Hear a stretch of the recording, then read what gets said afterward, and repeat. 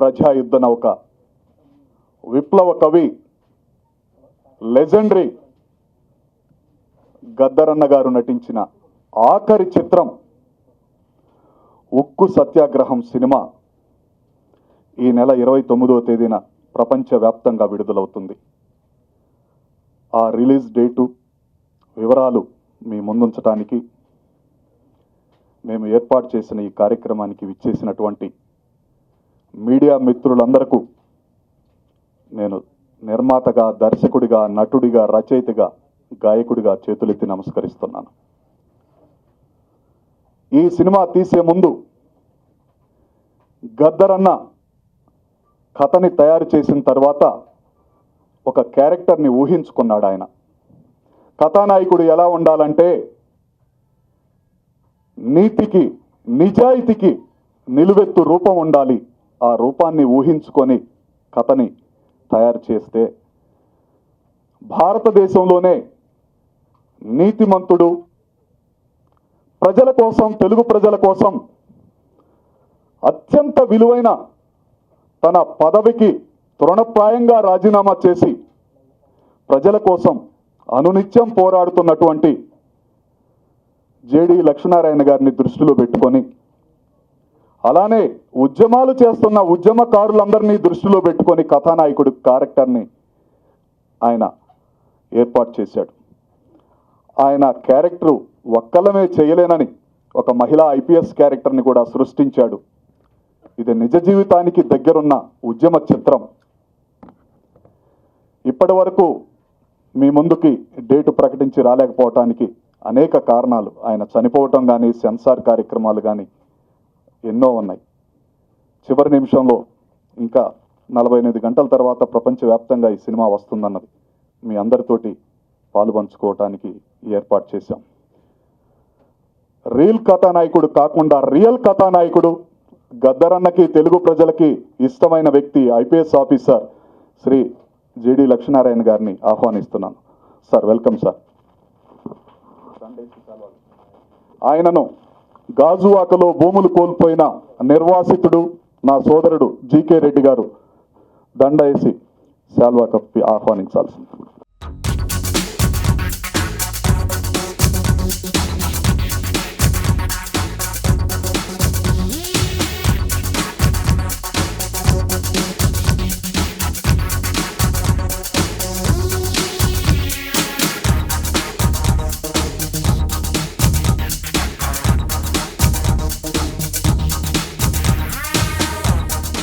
అన్ని అవయవాలు ఉండి కూడా బాధ్యతలు విస్మరిస్తున్న ఈ దేశంలో, ఈ ప్రపంచంలో దేవుడు తనకి లోపాన్ని ఇచ్చినా కూడా దాన్ని ఆయుధంగా మార్చుకొని ఉద్యమంలో సోషల్ మీడియా ద్వారా తన శక్తి వంచన లేకుండా పోరాడుతున్న మౌత్ ఆర్టిస్టు నా చెల్లెమ్మ స్వప్నాన్ని వేదిక మీదకి రావాల్సిందిగా కోరుతున్నాం. ఉత్తరాంధ్ర వాసి.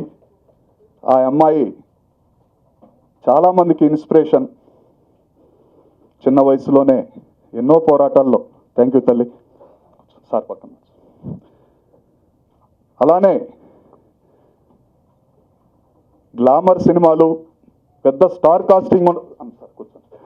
కాస్టింగ్ ఉన్న సినిమాలే విడుదల చేయడానికి ముందుకు వస్తున్న పంపిణీ రంగం అన్ని పక్కన పెట్టి నా గద్దరన్న కోసం, నా తెలుగు ప్రజల ఉద్యమ చిత్రమైనటువంటి ఉక్కు ఫ్యాక్టరీ కోసం నేను ముందుకు వస్తున్నానని అందరికంటే ముందే ఈ సినిమాని కొని రాష్ట్రానికి, ప్రపంచానికి పంపిస్తున్నటువంటి నా సోదరుడు పిఆర్కే ఫిల్మ్స్ ప్రసాద్ గారిని కూడా రావాల్సిందిగా కోరుచున్నాం.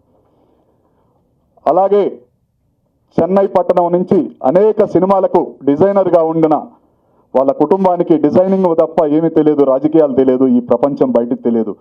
నా మిత్రుడు గత 3-4 సంవత్సరాల నుంచి ఈ సినిమా కోసం కష్టపడి ఒక ఆర్ట్ లాగా, ఒక గ్రంథాన్లాగా తయారు చేసినటువంటి సురేష్ అంజన్ కడలి గారిని కూడా రావాల్సిందిగా కోరుతున్నాను.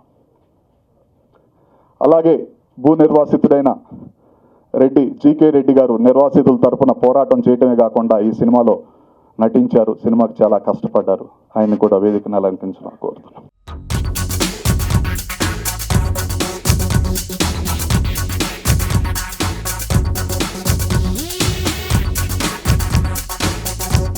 కళ, కళ కోసం కాదు, ప్రజల కోసం.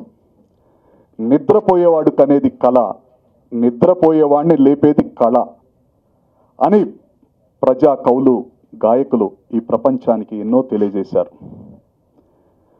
32 మంది ప్రాణ త్యాగాలతో, లక్షలాది మంది ఉద్యమకారుల ఉద్యమాల ఫలితంగా ఉమ్మడి మద్రాసు రాష్ట్రాన్ని నుంచి విడిపోయిన తర్వాత అతి పెద్ద ప్రాజెక్టుగా ఏర్పడినటువంటి స్టీల్ ప్లాంటు ప్రైవేటీకరణ అవుతుంటే, అలాగే 50 సంవత్సరాలు వెల్కమ్ తల్లి వెన్నెలమ్మ, మా గద్దరన్న ముద్దుల తనయ, తెలంగాణ ఆశాజ్యోతి రమ్మ, వెల్కమ్ తల్లి. నా మిత్రుడు, నిర్మాత, దర్శకుడు, రచయిత రత్నం గారిని కూడా వేదిక మీదకి రావాల్సిందిగా. 32 మంది ప్రాణ త్యాగాలతో, లక్షలాది మంది ఉద్యమాల ఫలితంగా ఆనాడు గద్దరన్న లాంటి విద్యార్థి నాయకుడు గద్దరన్న అనేక ప్రముఖులతోటి, ముఖ్యంగా తెలంగాణ గడ్డపై నుంచి ఉద్యమం స్టార్ట్ అయింది. ఉస్మానియా విశ్వవిద్యాలయంలో ఉద్యమం స్టార్ట్ అయింది. జార్జి రెడ్డి లాంటి వ్యక్తులు కూడా ఉద్యమానికి మద్దతుగా ఆ రోజు పోరాడారు. అంతేకాదు, అక్కడ 31 మంది విశాఖ స్టీల్ ప్లాంట్ కోసం చనిపోతే కాల్పుల్లో తెలంగాణకు చెందినటువంటి, జగిత్యాలకు చెందినటువంటి తహసీల్దార్ ఆఫీసులో పనిచేసే గవర్నమెంట్ ఉద్యోగి అయినటువంటి సాయిరెడ్డి కూడా ఆ రోజు ఆంధ్రప్రదేశ్ స్టీల్ ప్లాంట్ ప్రైవేటీకరణకి మద్దతుగా కాల్పుల్లో చనిపోయాడు. ఈ జనరేషన్కి తెలియని ఎన్నో విషయాలు గద్దరన్న గారు ఈ సినిమాలో రాశాడు, పాడాడు, ఆడాడు. ఆయన చివరి రక్తపు బొట్టు వరకు కూడా ఎలా కష్టపడ్డాడో ఈ సినిమాలో కనపడుతుంది. ప్రజల కోసం. ఆయన ఒక ప్రాంతానికి చెందిన వ్యక్తి కాదు, ప్రపంచానికి చెందిన వ్యక్తి. ఒక తెలంగాణ ప్రజలే కాదు, ఆంధ్రప్రదేశ్లో కూడా ఆయనకి గుడి కట్టి ఆయన విగ్రహాన్ని పెట్టబోతున్నారంటే స్టీల్ ప్లాంట్ కోసం ఆయన ఎలాంటి పోరాటం చేశాడో ఈ రాష్ట్ర ప్రజలు, ఆ రాష్ట్ర ప్రజలు కూడా తెలుసుకునే రోజు ఇంకో 48 గంటల్లో ఉంది. ప్రేమైన సోదరులారా, విశాఖ ఉక్కు ఆంధ్రుల హక్కు నినాదంతో 32 మంది ప్రాణ త్యాగాలు చేసినటువంటి ఆ స్టీల్ ప్లాంట్ను తుక్కు రేటుకి అమ్ముతుంటే, సమ్మెని జన్మ హక్కు రన్నో దాన్ని ఆపేటి మునగాడు ఎవడన్నా, సమ్మెని జన్మ హక్కు రన్నో దాన్ని ఆపేటి మునగాడు ఎవడన్నా, అన్నన్న మాయన్న కంపెనీ కూలన్నా, ఓహో అన్నన్న మాయన్న కంపెనీ కూలన్నా, ఎన్నాళ్ళు ఈ బతుకు ఎదురు తిరగావన్నా, సమ్మెని జన్మ హక్కు రన్నో ఉక్కు ఫ్యాక్టరీ తల్లి, ఓహో ఉక్కు ఫ్యాక్టరీ తల్లి దుఃఖంలో ఉన్నది, విశాఖ సముద్రము శోకమై పొంగినాది అనే ఒక అద్భుతమైన చరిత్రలో నిలిచిపోయేటటువంటి ఒక పాటని, ఒక గ్రంథాన్ని, ఒక కళాఖండాన్ని ఈ చిత్రం ద్వారా అందించిన మహానుభావుడు గద్దరన్న ఈ చిత్రంలో కనపడబోతున్నాడు. ఇది ఆఖరి చిత్రం, ఆ మహానుభావుడికి అంకితం ఇచ్చాం. అలానే 32 మంది ప్రాణత్యాగాలు చేసిన వారికి కూడా ఈ చిత్రాన్ని అంకితం చేయటం జరిగింది. ఆయన కొనసాగింపుగా ఆయన కొన్ని షాట్లలో చేయలేకపోయినటువంటి సన్నివేశాన్ని, ఒక పాటలో మేము కోరుకున్న సన్నివేశాన్ని ఆయన ముద్దుల తనయ, ఆయన నిజమైన వారసురాలు, భయం అంటే తెలియని నా చెల్లెమ్మ వెన్నెలమ్మ, గద్దరన్న సమాధి తడి ఆరకముందే, ఆ పూలమాలలు వాడకముందే, అమ్మ ఇట్లా బ్యాలెన్స్ ఉందమ్మా, సినిమా సెన్సార్కి వెళ్తుంది, మీరు చేస్తే బాగుంటుందేమో అని అడగలేక నేను అడిగితే, అన్నా నాన్నకి నిజమైన నివాళి అంటే ఇదన్నా, ప్రజల కోసం నేను పోరాడితే ఆయన ఆత్మ శాంతిస్తుందన్న అని సినిమాలో అతిథి పాత్రలో ఒక సాంగ్లో వెన్నెలమ్మ యాక్ట్ చేసింది. ఆమెకి లాల్ సలాం అమ్మ. ఆంధ్రప్రదేశ్లో కూడా గద్దరన్న అభిమానులు వేలాది మంది కాదు, లక్షలాది మంది ఉన్నారు. త్వరలో లక్ష్మీనారాయణ సార్ గారు ప్రకటించబోయే కార్యక్రమాల ద్వారా కోట్లాది మంది మారుతారు. ఆయనని గుండెల్లో గుడిగట్టుకొని పూజిస్తారు. ఆయన పోరాటం వలన, లక్ష్మీనారాయణ గారు లాంటి సార్ పోరాటం వలన ఇప్పటికీ ప్రైవేటీకరణ చేయలేక కొంతమంది భయపడి ఆగిపోతున్నారు. ఆ పోరాటాన్ని చూడాలంటే ఈ వెండి తెర మీద చూసిన తర్వాత స్టీల్ ప్లాంట్ ప్రైవేటీకరణ ఎప్పటికీ జరగనివ్వమని సినిమాలో కళాకారులు చెప్తారు. ఆ కళాకారులు పోషించిన నిజ రూపంలోని ఆ క్యారెక్టర్ అయినటువంటి జేడి లక్ష్మీనారాయణ గారు ఆయన నిర్ణయం తీసుకుంటారు. ఆయన గురించే గద్దరన్న ఆలోచించాడు, ఆ క్యారెక్టరైజ్ చేశాడు. మిత్రులారా, సోదరులారా, ప్రపంచవ్యాప్తంగా వస్తున్నటువంటి ఈ సినిమాని ఆదరించి 29వ తేదీన ప్రజలందరూ స్టీల్ ప్లాంట్కు మద్దతు ఇవ్వాలి. 32 మంది ప్రాణత్యాగాలతో ఏర్పడ్డది. ఈ ప్రపంచంలో ఎక్కడైనా ఏదన్నా ఫ్యాక్టరీ కట్టినా, కార్ఖానా కట్టినా మా ప్రాంతంలో వద్దు, మా గుళ్ళు పోతాయి, మా బళ్ళు పోతాయి, మా మసీదులు పోతాయి, మా మందిరాలు పోతాయని పోరాటం చేయటం జరిగింది. ఇక్కడ కట్టొద్దని జరిగేది. ఆంధ్రప్రదేశ్లోని విశాఖపట్నంలో మాత్రం మా ప్రాంతంలోనే స్టీల్ ప్లాంట్ కట్టాలని కాల్పులు జరిపించుకొని 32 మంది మరణించిన సంఘటన ఈ ప్రపంచంలో ఎక్కడన్నా ఉందని అది ఒక విశాఖపట్నం స్టీల్ ప్లాంట్కే చెందింది. ఏ గుడికి వెళ్ళినా నాకు 100 ఏళ్ళ ఆయుష్ దేవుడాన్ని కోరుకుంటారు.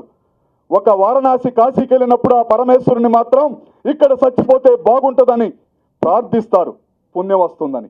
అలానే ఎక్కడైనా స్టీల్ ప్లాంట్ కట్టినా, ఏ ప్లాంట్ కట్టినా వద్దంటారు. ఒక విశాఖ వార్తలు మాత్రమే ఇక్కడ కట్టాలని ప్రాణాలు ఇచ్చారు.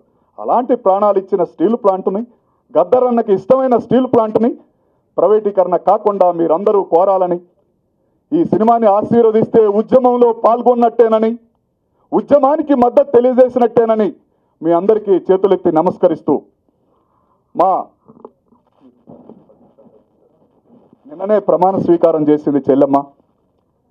తెలంగాణలోనే అతి పెద్ద పోస్ట్ అది. వేలాది మంది కళాకారులని తయారు చేసి వారికి దశ దిశ నిర్దేశించేటువంటి తెలంగాణ సాంస్కృతిక రథసారథిగా నిన్ననే ప్రమాణం స్వీకారం చేసి, ఎన్నో ఒత్తిళ్లు ఉన్నా కూడా నాన్నగారి సినిమా కోసం ఆమె రావటం ఈ సినిమాకి, తెలుగు ప్రజలకి, ముఖ్యంగా ఆంధ్రప్రదేశ్ ప్రజలకి ఆమె ఇచ్చిన గౌరవంగా భావిస్తూ వెన్నెలమ్మ గారు మాట్లాడవలసిందిగా కోరుతున్నాను.